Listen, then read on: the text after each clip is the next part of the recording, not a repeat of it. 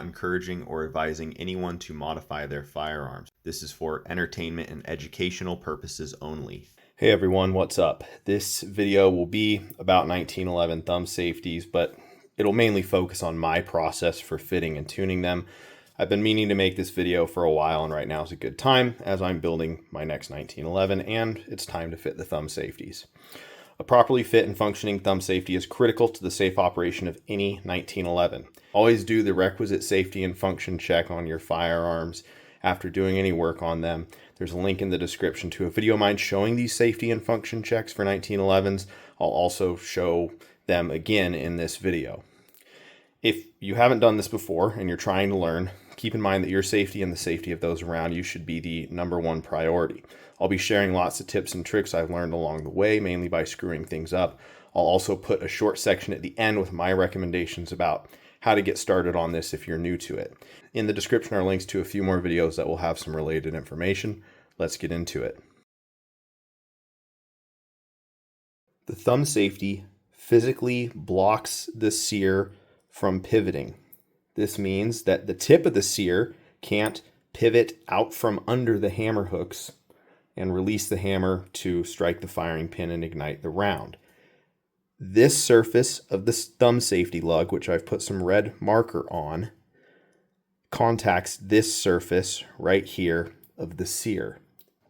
This diagram is oriented like we're looking at the left side of the pistol. In the off-safe position, the thumb safety paddle is down and the lug on the safety is below the protrusion on the rear of the sear. This allows the sear to pivot rearward at the bottom and forward at the top. With the thumb safety in the up or engaged position, the lug is up against the back of the sear, preventing it from pivoting. The sear doesn't need to move much to release the hammer, so the fit of this safety lug to the sear is critical. You must establish this relationship when you install a new thumb safety.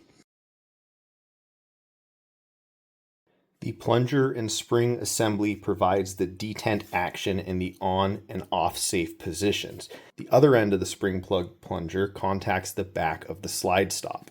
The plungers and spring live in a hole in the frame. In the case of a traditional single stack 1911, they're usually in a tube that has two posts that go through the frame and are staked in from the back side. In the off-safe position, the plunger interacts with a dimple in this area on the left side safety. And in the on-safe position, the plunger is under this radiused corner right about here.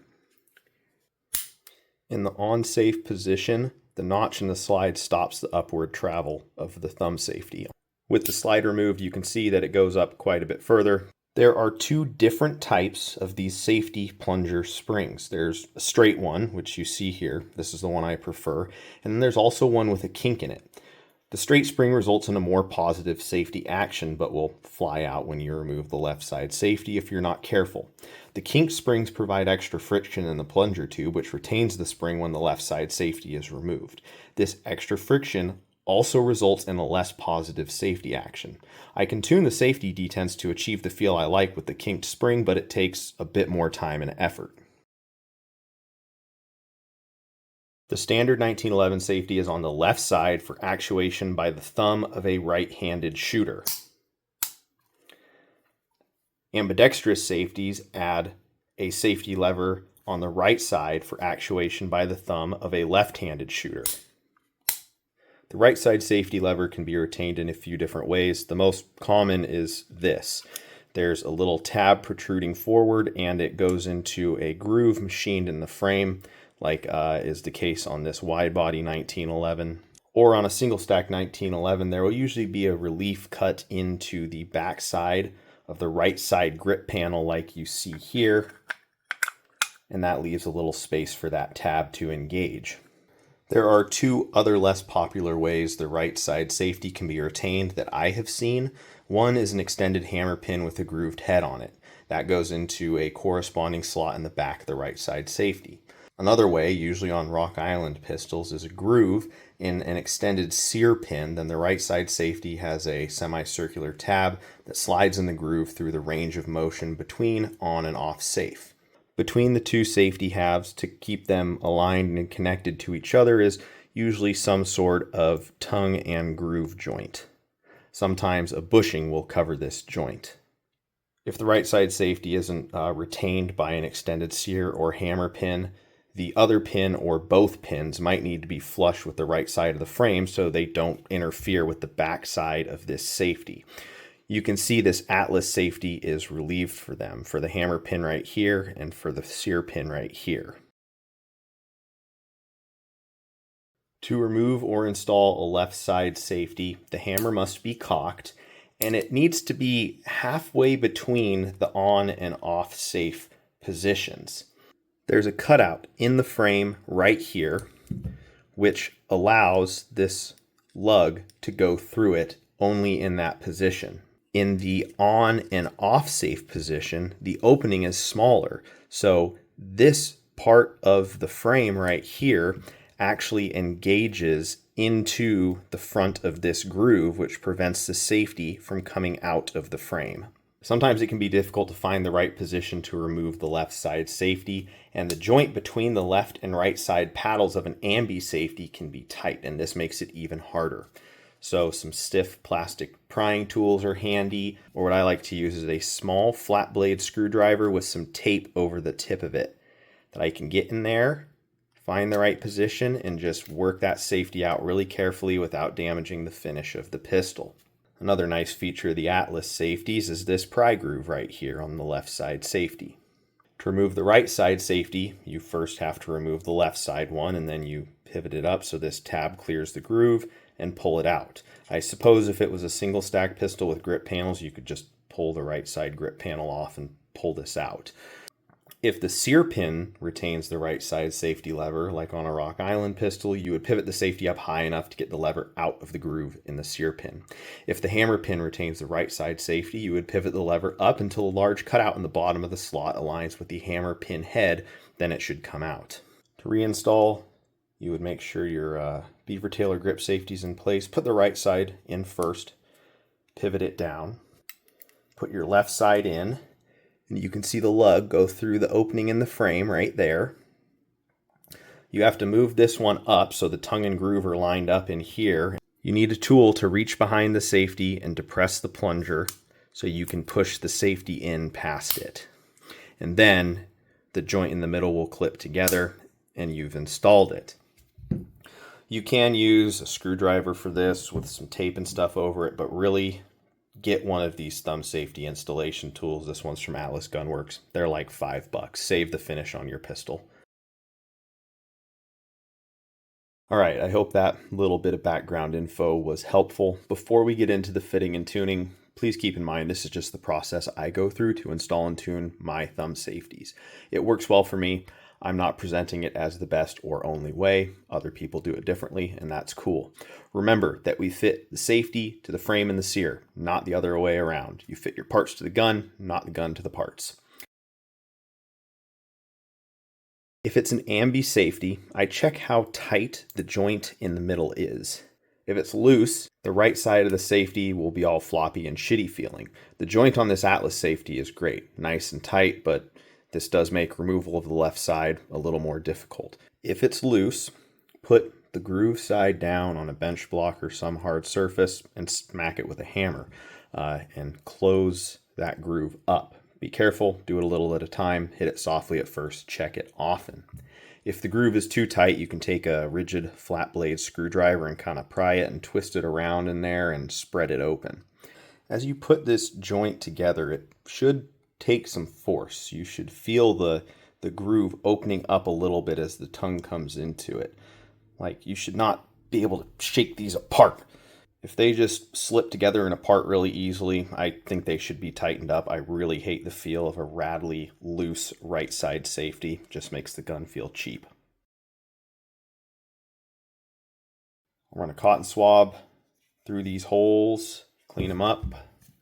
Same thing with my grip safety or beaver tail. I'll put the right side in, make sure it pivots freely and feels smooth. I'll put the left side in like this, hanging out the back because the ignition components are in the way and I haven't fit that lug to the sear yet, so it won't go in, but this will give you a good idea if there's anything hanging up in the hole. I also go ahead and give both of them a spin in the grip safety or beaver tail. If anything feels gritty or there's, any burrs or roughness in there, I just roll up some 1000 grit sandpaper and do this really carefully, not trying to remove much material at all. And then I'll swab it out again. If these guys are rough, same thing, 1000 grit sandpaper, do a little bit of this, wipe them down, try it again. I fit the thumb safety lug, sometimes called the camming lug, to the sear first. The fitting occurs specifically at the surface I've covered in red marker. The ignition components need to be installed and leave the right side safety out. Another important note here is that your sear and hammer geometry need to be established. If you cut a new primary face on your sear, the sear gets slightly shorter. The hammer hooks will engage with it slightly lower. And that means the sear tip pivots further back towards the hammer.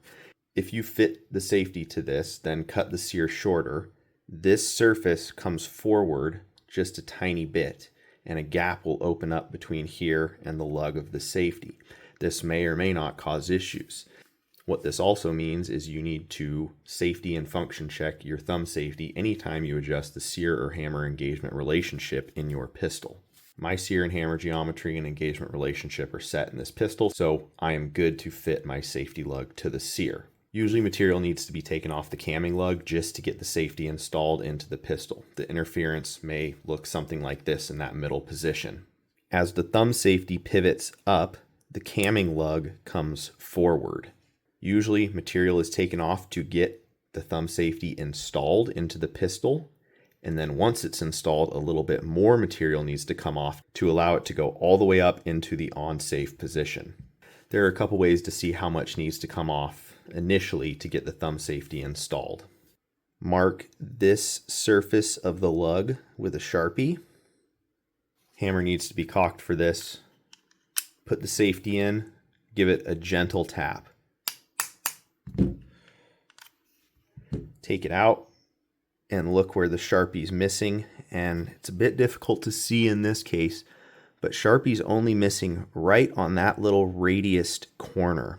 So that means barely any material needs to come off this surface to get this guy installed. Another way to do this, if you're struggling to see with the Sharpie, is I'll take a little bit of grease of some sort on a toothpick and put some of it on the edge of that sear in there. And then when I put my safety in, it's kind of hard to see on this polish, but I can tell it's just right there on the corner. To adjust this lug, you need a nice, sharp, fine file with a dead edge. I clamp the safety in my vise with soft jaws. I mark the surface with a Sharpie, just like that. I want to remove material evenly across this surface without changing its angle. I need to be aware of my file this way and this way. The sear really only engages about the outer half of this surface, but I just take material off the whole thing. I rest my file on the surface, apply no downward force, and take a short swipe. I see where scratches show up, and I can see that I'm only hitting the forward edge and the outside of it, and I can actually see that I need to adjust the angle of the safety in my vise a little bit there. I'll put my file back on it and swipe it again. Check my angle until I'm cutting evenly across the whole surface, and then I'll take a few cutting swipes.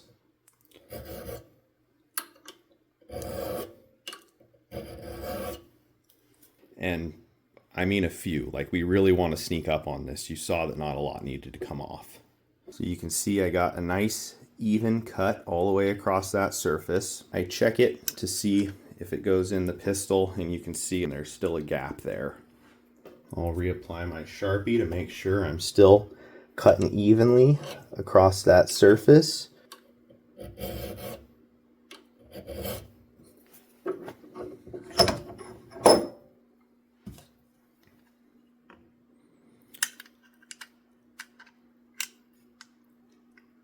Check it once more.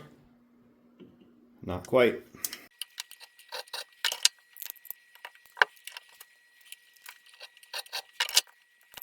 It's also nice, you can kind of just look in here and see that it's still hitting on the sear and not going all the way in.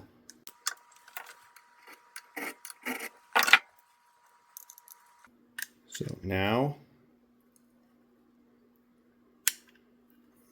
it just barely goes in. It won't go up anymore into the on-safe position.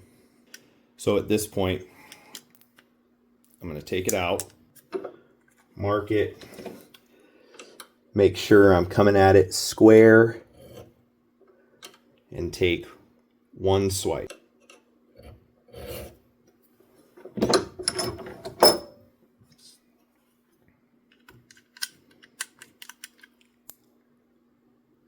And see, I can just get it into the on-safe position now, but it's tight. A tiny bit more needs to come off. So at this point, after a couple more file swipes, it installs easily, and then there's just a slight bit of drag going into the on-safe position, just a little bit. And at this point in my build, I'm going to leave it. After finishing and final assembly, I'll adjust the lug for drag-free engagement and disengagement. If you're, fitting a new safety to a pistol and you want to get to that drag-free engagement, or what I'm going to do after this pistol is finished and the final assembly has occurred, once I get to just a light drag on engagement, to remove the rest of the material, I use a fine stone. So again, I would just, mark this up, take a light drag, make sure I am contacting evenly across it, and I would start filing away at this with my fine stone until I got to that just perfect no drag engagement. When you're checking for that drag-free engagement, the slide needs to be on, so it will provide that stop in the on-safe position. If you were feeling for drag-free engagement all the way up here and then put your slide on and now the safety only goes up to here, you may have taken too much material off. Let's go over safety and function checks now, because if the fit of the safety lug is bad, then there's no point doing any more fitting or tuning. I will remind you to do these safety checks again at the end of the video. First, and obviously, make sure the firearm's unloaded, no magazine inserted, point the pistol in a safe direction. You can have your plunger and spring assembly in or out for this test. I don't think you would have your grip safety in the pistol at this point, but if you do, make sure it's depressed. Cock the hammer, engage the thumb safety, pull the trigger. Pretty hard, think like an 8-pound trigger pull. Don't hulk out on it and bend your trigger bow. The hammer shouldn't fall. Now, take your finger off the trigger, disengage the safety. The hammer shouldn't fall. Pull your hammer back to make sure that the sear is fully engaged. Engage the thumb safety, depress the grip safety again if it's in there, pull the trigger hard again. Now, hold the gun close to your ear and pull the hammer back. Listen for a click. If you hear a click, that's the sear re-engaging with the hammer hooks. When you pulled the trigger, it was partially disengaged because there was too big of a gap between the sear and lug surfaces, and the sear was able to pivot slightly. Mine's good. The fit of the safety lug, the sear is very tight, but I want you to hear this click. So I've moved the sear manually so it will do it. Listen carefully. If the hammer fell in any test or you hear that click when pulling the hammer back, the fit of the safety lug to the sear is bad and you get to start over with a new thumb safety. I suppose if you were handy with welding, you could put some material back on and try again. For the next part of this process, I take all the ignition components out.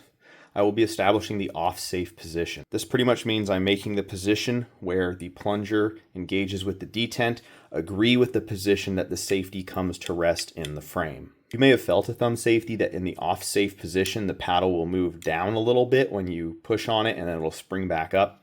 I call this mush. We want to eliminate mush. We want a nice solid platform to rest our thumb on. Let's look at how the bottom of the thumb safety lug comes to rest on the frame in the off-safe position. This is a diagram of a cross-section through the frame and lug as viewed from the back of the pistol looking towards the muzzle. Up here in the corner is the plunger, spring, and off safe position detent. As far as I know, the groove of the lug is supposed to come to rest on this part of the frame cutout. This part of the lug shouldn't rest here because there would be very little surface contact area. It's a really small little ledge. When the lug groove rests on the frame, we want the spring plunger to be engaged with the detent like this. If the spring plunger engages with the detent before this groove comes to rest on the frame cutout, we will have mush in the safety. When you press it down so the lug contacts the frame where it should, it depresses the plunger slightly as it moves off center of the detent. The spring will force the plunger back into the detent and lift the safety back up off the frame when you take your thumb off of it. If you were trying to eliminate mush from a safety already installed in the pistol, you would likely be adjusting this detent up a little bit as shown here. These Atlas safeties are good ones to demonstrate this with because in both the Chile frames I've installed them in before modification, the off-safe position is above the spring plunger detent. It's a little bit hard to see, but the plunger is below the little detent right there. I marked it with a Sharpie so we can see how far it came up. You can see it only came up to right there. I could leave this lug down here and just make a new detent lower to match the position of the plunger, or I could just adjust the lug down here until the plunger engages with this existing detent. Adjusting the lug down here is harder. It's usually just easier to make a new detent, but I like to have my detent at least in this area where there's more width for more positive engagement with the plunger tip. Right now, it's below that in this thinner area.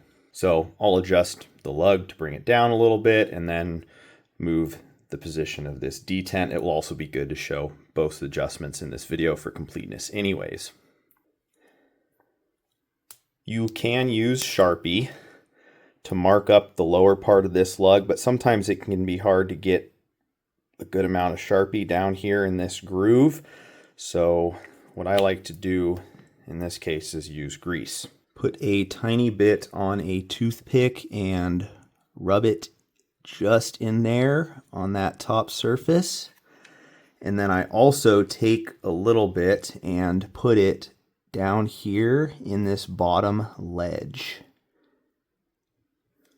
because I need to see if it's hitting in this groove or on the bottom of this lug right here. For this portion of it, I'll also take out my plunger so I'm not fighting that. Bit hard to see, but there's grease right there. So right now I'm actually hitting on this portion of the lug, so I need to take material off of there first. When I'm removing material from this, I only want to take material off from here to here. I don't really want to start taking material off like the back side of this lug that engages with the back of the sear. It may affect our fit. Another thought you might be having, which is a valid concern, since we're taking material off this lug, we're making this groove more shallow. So is the safety still going to be retained in the off safe position? And the answer is yes. You could probably flatten out the whole bottom of this lug because it's retained all the way up to here. So actually that area in the frame comes all the way up around here and still retains the safety. So if we're taking off material from like here to here, that's fine because it's still retaining it up here in the front. For this adjustment, I use a small square needle file. Kind of use my thumb. You can see I put a little bit of Sharpie right in the area where the grease was left. I kind of use my thumb as a guide here, and I start taking material off that area. And again, I'm not trying to take any material off of here. I'm not trying to, hit or contact the inside of the safety paddle here.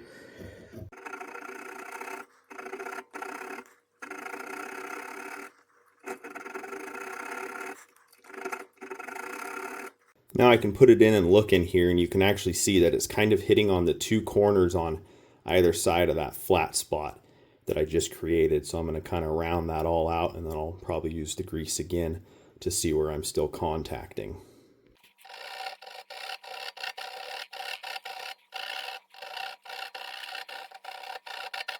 I added a little bit more grease to the frame, and now you can see that grease showed up right here on this corner. So that's preventing any more downward movement.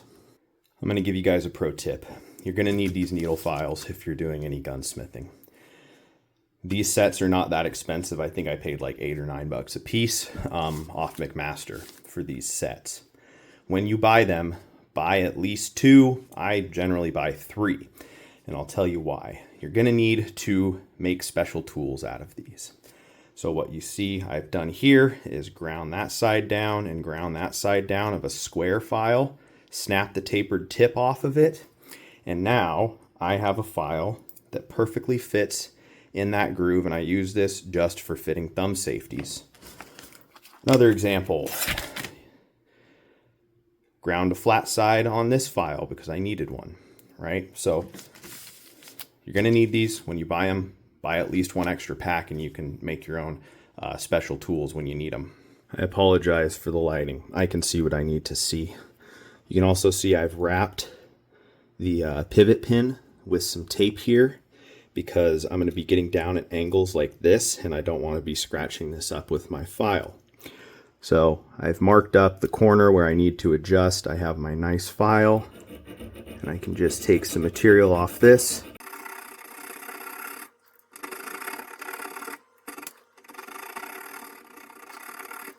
So now we're going to be playing the back and forth game. Do I take material off the bottom of the lug or the bottom of the groove to get it lower? Need to be checking this with the plunger. Of course, I have to take my tape off the pin every time.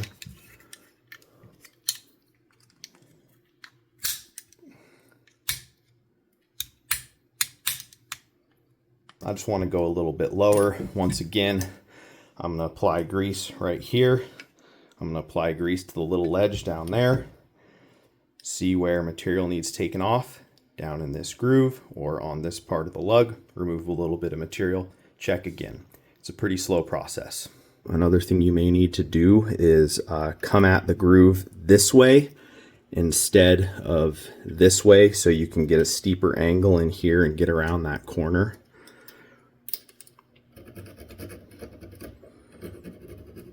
Another thing I'll do for myself is look in here on the bottom of the lug, see where it's contacting that relief cut in the frame, and make myself little marks where I need to take material away.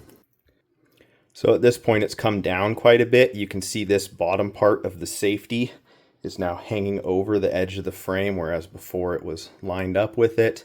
My plunger's right there at the bottom of that detent and starting to go into it a little bit. So I'm going to call that downward position good. And now we're going to modify this detent to agree with the position that the safety comes to rest on the frame. Kind of a last check for this because now again, I don't know if this is super critical, but I want the safety resting down in this groove. I don't want it resting on this part of the lug, on that little ledge on the inside. So I'll use a little bit of Sharpie here. Put that in, hold it down, give it a few light taps, pull it out, and make sure it's not contacting anywhere on my Sharpie, and I'm good to go. At this point, I take a little ball diamond cutter in my Dremel tool. I just start hogging out a new little hole right where my mark is.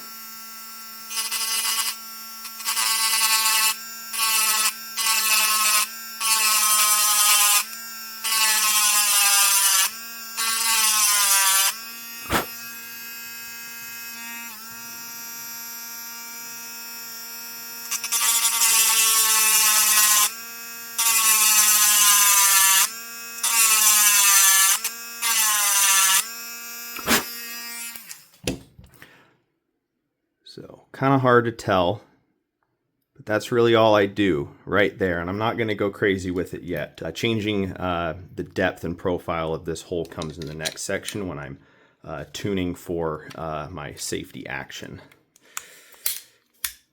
Go ahead, put my slide on.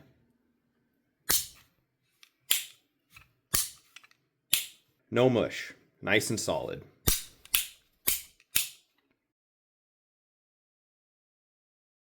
I've tried lots of different ways to tune the detent action on thumb safeties, you know, like stretching this spring out and modifying the plungers. The most effective way is by modifying the depth of this dimple and modifying the shape of this cut down here under this corner. During this process, I found that it doesn't really matter if you have your slide stop in here or not. It doesn't depress this plunger enough to change the detent action of the thumb safety on the other side. I really like stiff thumb safeties. I want to have to be very deliberate putting it on and especially taking it off safe. If you want more stiffness when engaging the safety, you grind this little dimple deeper. If you want more stiffness when disengaging the safety, you cut this radius right here deeper. All you're doing is changing how hard it is to push the plunger in and out of that detent. If you want this more stiff, you would do that. And you would do that. What if you make it too stiff though? Well, you make it easier for the plunger to pop in and out of the holes. You would smooth out this corner right here, and you would mellow out that corner right there. I was messing with this one and I ground the dimple for the off safe position too deep. It's way too hard to engage the safety. That little edge that I put the red marker on, I just need to mellow that out. So what I'm going to do first is take my little ball cutter and I'm going to kind of just cut a little bit of material and pull it like straight down.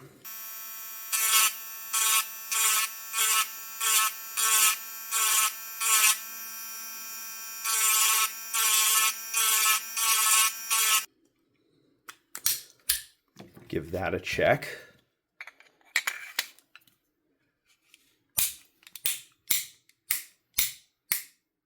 That's really close. That feels much better. It's still a little on the stiff side.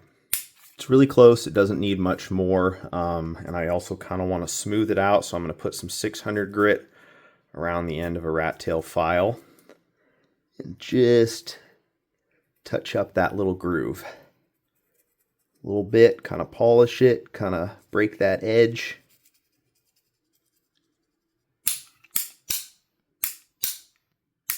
These Atlas safeties have a profile right here that results in a disengagement stiffness exactly to my liking. So I don't actually make any adjustment here on these Atlas safeties. If you wanted it to be more positive, you would take a little round file just like this. I'm exaggerating it there, but you would cut a radius deeper into here right under this corner. If you wanted it less positive, you would mellow out this corner right here. Again, that's a bit exaggerated, but you would kind of see that you would take that sharper radius off. Once I have my detents how I want them, I'll usually also take a little pointy cotton buffing tool and some polishing compound and polish this whole area up where the plunger is going to be sliding. What I just did can make the safety feel less positive, so I check it once more to make sure I'm still happy with it. Oh yeah. That's the good stuff. I'll also throw the other side in there and just make sure everything's all good. Make sure that's nice and tight. Another thing to check with these Atlas safeties, especially if you lower them down like I did, you can see that the bottom of this safety paddle is pretty close to that corner on the frame there. That's something to watch out for. Hey, guess what time it is? That's right. It's time to redo those safety and function checks.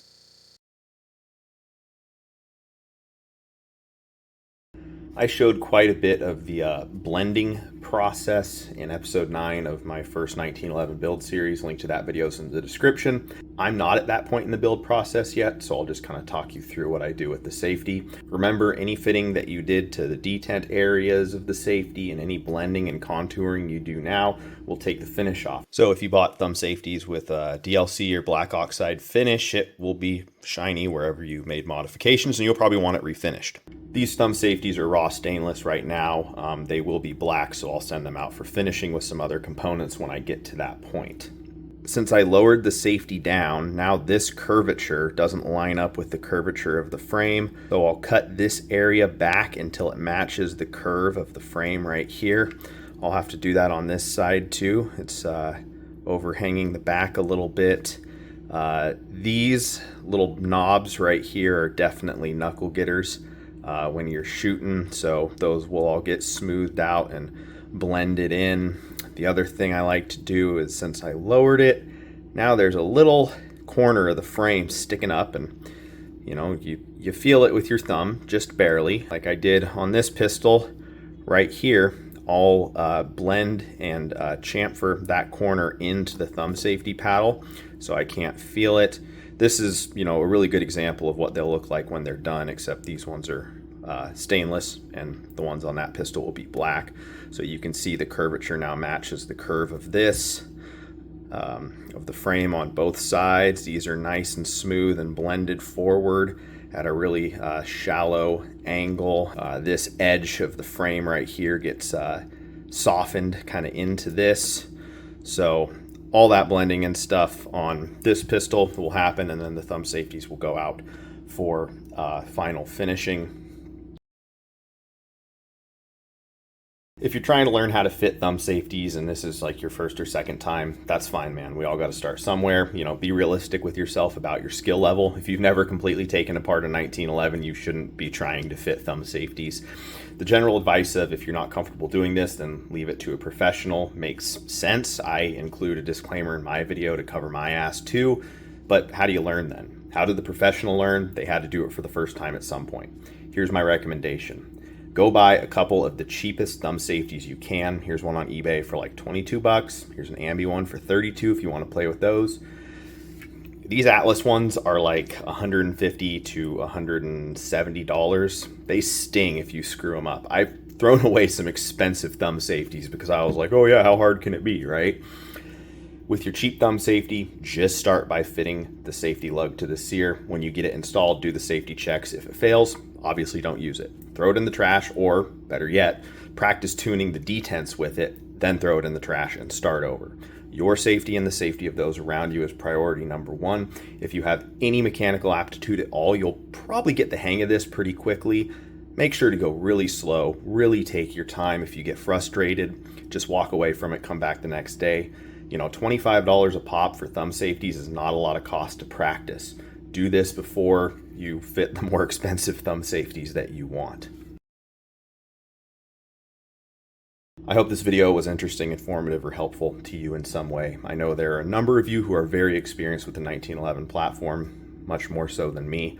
I would appreciate it if you would leave some details about your thumb safety fitting process, or maybe some tips and tricks in the comments so that I and other viewers can maybe learn from them. Thanks so much for watching. I'll catch you next time.